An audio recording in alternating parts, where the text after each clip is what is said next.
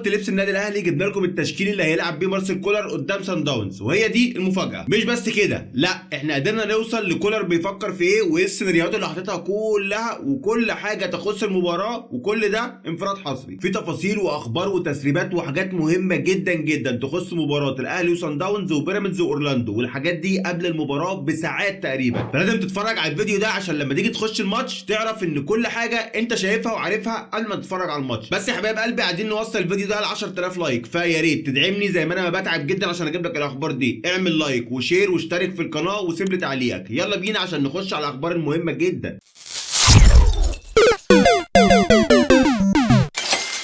السلام عليكم ورحمه الله وبركاته. جبنا لكم اقوى التسريبات والحاجات اللي هتحصل في المباراه من داخل اوضه اللبس بتاعت النادي الاهلي. النادي الاهلي هنقول لك بيفكر ازاي كولر، وهنقول لك السيناريوهات اللي هو محضرها، وهنقول لك التشكيل اللي هيلعب بيه، وفي مفاجآت بالجمله. تعالوا اول حاجه ندخل على التشكيل اللي في دماغ كولر. في البدايه كده تعالوا اقول لك معلومه هتصدمك. كولر هيلعب بنفس التشكيل اللي لعب بيه في مباراه الذهاب. ايوه زي ما بقول لك كده، مش هيغير اي حد، مش هيعمل اي حاجه. هيفضل اشرف بن شرقي بره، هيلاعب مصطفى العش، هيلاعب طاهر محمد طاهر، وهيلعب بنفس الطريقه اللي لعب بيها بره، وهيتحفظ دفاعيا وبرضه هيقفل نص الملعب وهيلعب على المرتدات. هو ده فكر كولر. ولكن كولر اول مره يشتغل كويس جدا وعامل كذا سيناريو في دماغه. يعني عامل سيناريو في حاله ان هو لو دخل في جون التغييرات اللي هيعملها وهيعمل ايه، في حاله ان الوقت اتاخر ومعرفش يجيب جون هيعمل ايه. عامل كل السيناريوهات وحاطط ورقه معاه رابحه جدا وسام ابو علي عشان خاطر يقدر يستغلها في اي وقت، واشرف بن شرقي كمان. كولر محضر للمباراه دي كويس جدا جدا جدا، والسيناريوهات المتوقعه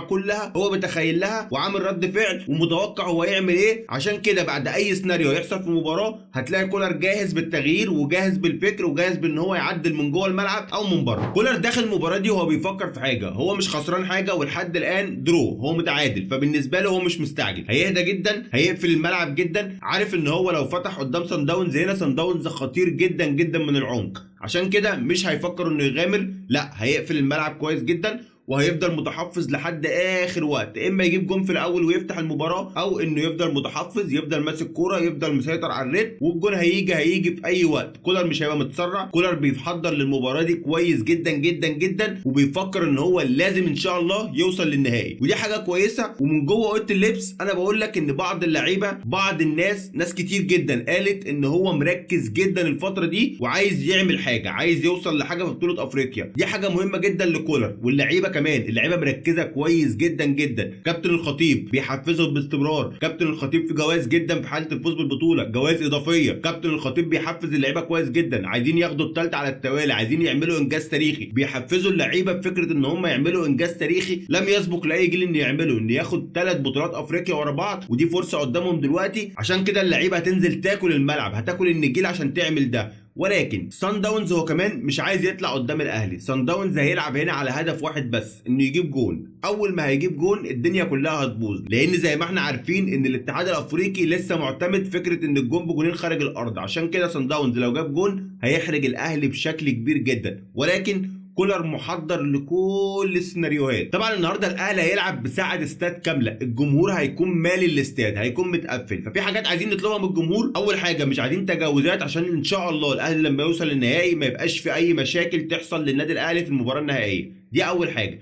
تاني حاجه تشجيع، زي ما اللعيبه هتنزل تعمل اللي عليها من اول دقيقه لاخر دقيقه، الجمهور لازم يعمل اللي عليه من اول دقيقه لاخر دقيقه. تشجيع تشجيع تشجيع، تفضل في ظهر اللعيبه وفي ظهر النادي، تحفز تحفز تحفز عشان اللعيبه تطلع كل اللي عندها. ان شاء الله النهارده الاهلي قادر على الحسم. انا شايف ان كولر مركز، شايف ان اللعيبه مركزه، شايف ان جمهور الاهلي دايما في ظهره. الجمهور طبعا فاهم هو هيعمل ايه، الجمهور طبعا مش محتاج يتقال له هو هيعمل ايه وهيلتزم ازاي وازاي يقدر يبقى فيه انضباط وازاي يبقى فيه هتاف وازاي يبقى فيه تشجيع، وطبعا الدخلات، وطبعا الشغل العالي جدا اللي بيحفز اللعيبه قبل المباراه عشان تنزل تعمل كل حاجه في الملعب. انا واثق ان النادي الاهلي في الملعب قدام الجماهير بتاعته بيطلع كل اللي عنده، واللعيبه بتبقى قد المسؤوليه، واللعيبه بتبقى رجاله. بص بقى، في نغمه شغاله الفتره اللي فاتت دي في الاعلام، البيراميدز وحلم الثلاثيه، وان بيراميدز فريق قوي، وان بيراميدز قادر يحقق الثلاثيه، وكل الكلام ده كله بلح. ايوه زي ما بقول لك كده، بيراميدز لا هيحقق ثلاثيه ولا هيعمل اي حاجه. وتعالى اقول لك معلومه بقى الفت انتباهك ليها عشان كل الناس ما قالتهاش. ايه هي بقى؟ بص يا معلم، بيراميدز وصل لنهائي الكاس لان الاهلي ما بيلعبش في الكاس. بيراميدز وصل للدوري وبقى اول الدوري لان الاهلي هو اللي عمل ده بسبب الانسحاب وبسبب القصه كده احنا عارفينها. بيراميدز وصل لنهائي دوري ابطال افريقيا لانه ما لعبش الاهلي. وخد بقى المعلومه المهمه، بيراميدز هيخسر ان شاء الله نهائي دوري ابطال افريقيا قدام الاهلي، بيراميدز هيخسر الكاس قدام الزمالك. وعايز اقول لك على حاجه، بيراميدز لو خسر بطوله ممكن في ثانيه تلاقي الفريق ده اتهز 180 درجه، وبعد ما كان في القمه فجاه تلاقيه خسر كل البطولات. وبيراميدز لو خسر الثلاث بطولات دي هتبقى كارثه في حد ذاتها لفريق بيراميدز، لان ما عندوش جمهور يقدر يقوم اللعيبه تاني. لا، مع خساره اول بطوله اعتقد ان اللعيبه دي هتقع فنيا وبدنيا وهتلاقي الدنيا كلها باظت. وخليك فاكر الكلام ده لان انا متوقع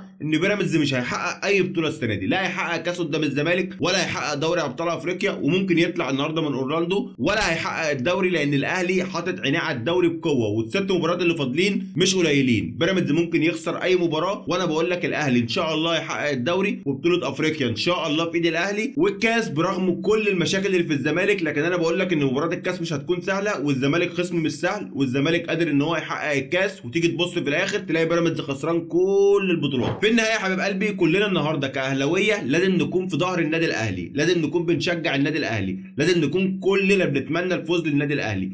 ننسى مشاكل كولر، ننسى اللي بيحب كولر، ننسى اللي بيكره كولر، ننسى كولر اصلا. نفكر النهارده في النادي الاهلي، تيشيرت النادي الاهلي، حبنا للنادي الاهلي. احنا عايزين نكسب النهارده، عايزين نحقق البطوله الثالثه عشان يبقى الثالثه على التوالي، عايزين نعمل رقم تاريخي للنادي الاهلي. الاهلي دايما بيصنع التاريخ، الاهلي دايما بيعمل المعجزات. احنا كجمهور الاهلي مصدقين الحكايه دي، عايزين النهارده نتفرج وان شاء الله وان شاء الله نكون مع بعض ونفرح مع بعض واحنا في النهائي وبنرفع الكاس باذن الله. ما تنساش يا ريت تشترك في القناه وتفعل الجرس ولايك وشير، وقول لنا في التعليقات هل من وجهه نظرك انت شايف ان كولر حط التشكيل الافضل في ان هو يلاعب سان داونز هنا على ارضنا وسط جمهورنا؟